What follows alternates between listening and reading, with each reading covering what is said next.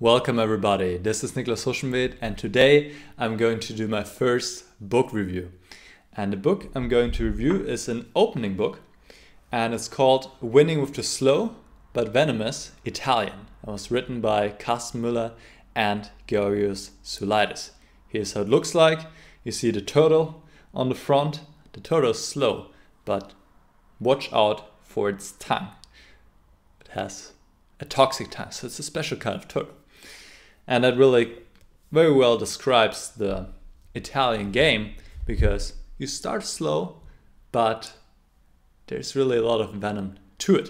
All right, before we get into the Italian, let me first talk about the two authors. So Karsten Mueller is quite well known in the chess world, especially for his endgame expertise. He has published a lot of materials covering the endgame. So this is the first person you go to if you want to learn about endgames, and then there's Mark Doretsky. So those are the two big experts on endgames. But it would be not right to only reduce Karsten on endgames since he has published books on all kinds of topics. For example, one of his bestsellers is Bobby Fischer, Career and Complete Games. So this book covers or includes all of the games Bobby Fischer has played. And then we have Georgios Souleidis.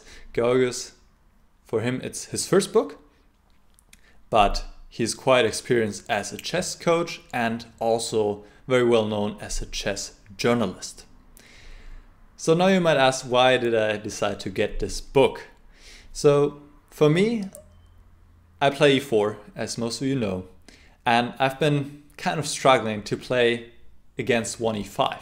And what I did is that I just played everything because I was hoping, okay, if I play everything, my opponents don't want to prepare against all of that and they won't play e5 anymore. Well, turns out they still do.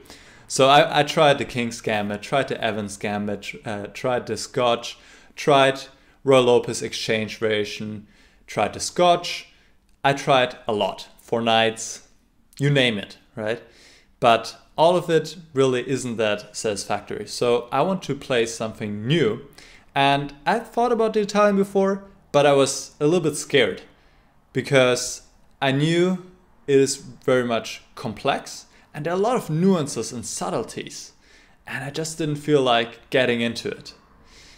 But I was very happy to see that a book is going to be published on the topic, which is kind of taking me on the hand and showing me everything. And that's exactly what the book is all about. So first off, what is the Italian game? Most of you are probably familiar with this opening, but it arises after 1e4. Let me just switch over here. e5, knight f3, knight c6, and now bishop c4 is the Italian game. And from here forward, everything is covered in the book.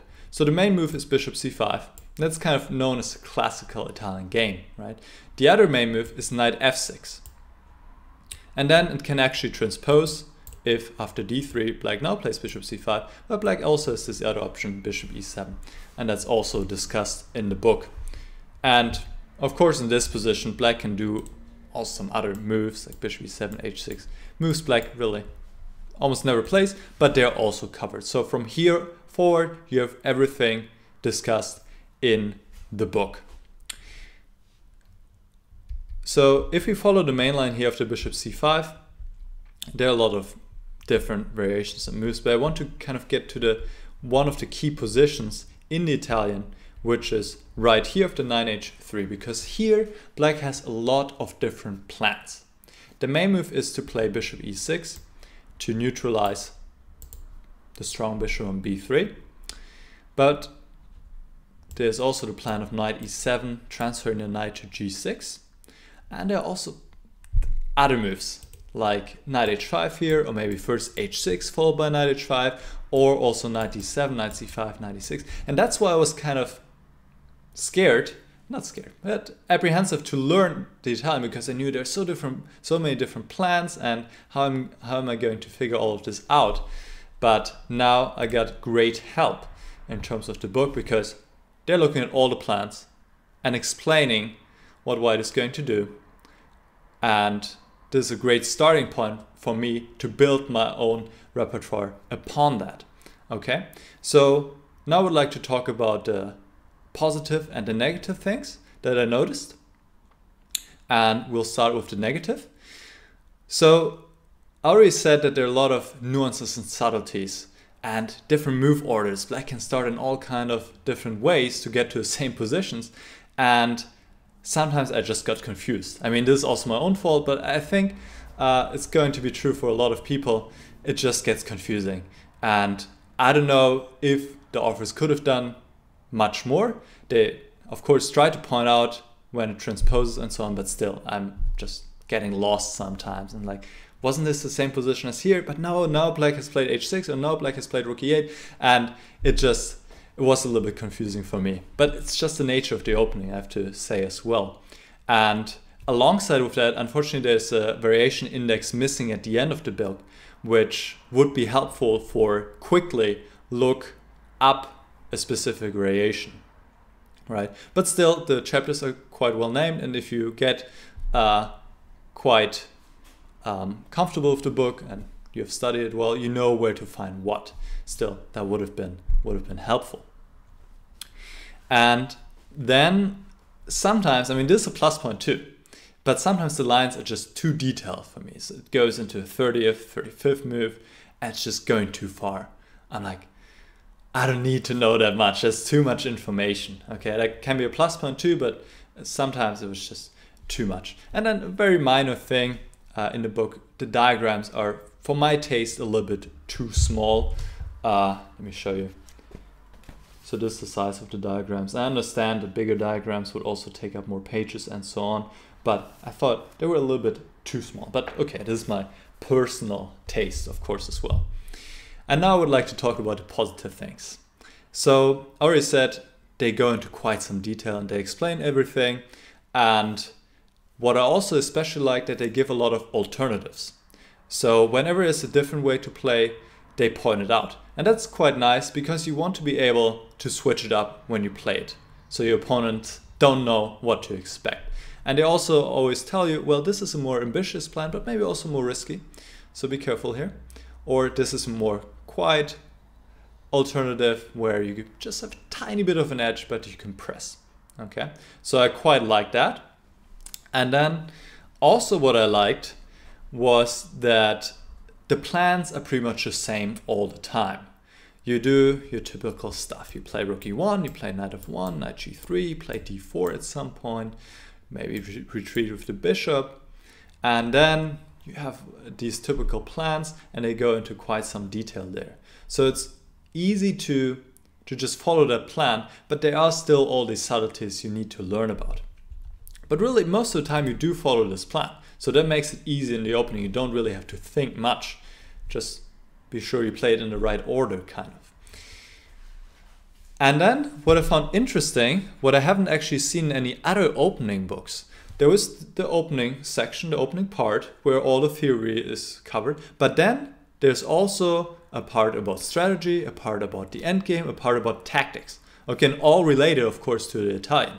So you have the strategy section where the authors show exemplary games where white used a specific kind of strategy. For example, maybe push forward the g-pawn to initiate an attack, and they cover the specific theme there. And you learn more about the openings because this is what it's about. You won't just win out of the opening. You need to know where to put your piece and what are typical motives and ideas. So I quite like that. Then there's also the endgame section where typical endgames of the Italian game are discussed. And then there's a tactics section where you solve tactics, but all related to Italian. So tactical sacrifices, motives that occur quite often in the Italian. So I quite like that, because it really engages you more with the material and you get to know the opening better than if you just have the theory. And what I also quite liked, what I haven't seen before, is that they had one chapter where they covered all the black repertoires that have been published in the past. So all the repertoires on e45, of course, also covered the Italian game, and they checked what they recommended, the other authors, and what they would do against it. So they really did their homework there, did their research, and covering all of that. And there are really plenty of repertoires out there for black to play 1e45, as you can imagine. So they look at all of this and then tell you what they recommend against whatever the others recommended, right? So this is really, really nice as well. All right, let me see if I've forgotten anything. No, I don't think so. So those are the great points. And for me personally, like I said, it's really nice to now have a repertoire on which I can build upon, and I have a new weapon. I have a new weapon, so black players out there, watch out, I'm coming with the Italian. And what is nice about the Italian that you can just play it and it doesn't involve a lot of risk. You have the slight pressure. Oh, okay, if black plays actively, he will equalize, but you probably, in most cases, you won't lose, or your risk of losing is not that high. So I quite like that about the Italian. So if you are looking for a new weapon against 1e45, then I can definitely recommend you to check out the book. You find the link to the book in the description. And with that, let me know how you like these book reviews, if you would like to see more of them in the future, and also maybe which books you would like me to review. And maybe some of you have already gotten the book. It was published last year, so you can also share with us in the comments your own thoughts about the book and if it has helped you already in your own games. I will definitely use it and hopefully apply it with success. With that, I see you next time. Bye bye.